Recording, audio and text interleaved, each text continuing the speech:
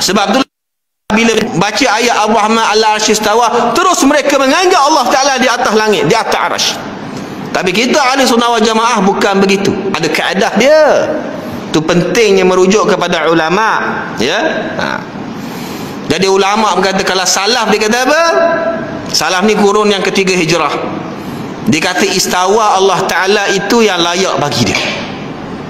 Tu ulama salaf, istawa yang layak bagi Allah. Istawa kama yaliku bijalalihi. Tu pegangan ulama salaf. Apa maksud dia?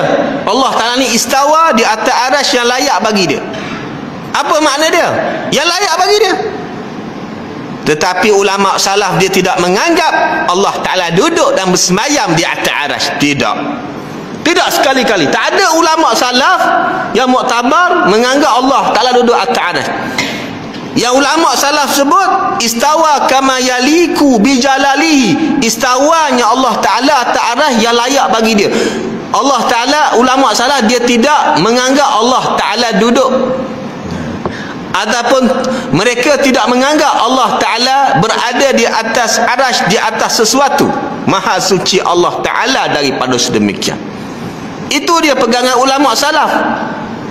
Ini tuan-tuan, kadang-kadang bila kita cerita pasal akidah ni, ada pula yang kata, bukankah ulama salah dia kata Allah duduk atas langit? Itu salah tu.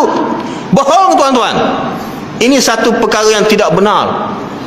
Ulama salaf kata istawa, dia tak kata duduk, tak kata bersemayam, tak kata berada di atas sesuatu yang layak bagi Allah. Tidak. Mereka kata istawa yang layak bagi Allah Ta'ala. Kebanyakan ulama salaf macam itu. Jadi nak selamat akidah umat Islam supaya tak menyamakan Allah Ta'ala dengan makhluk, dijelaskan sedemikian.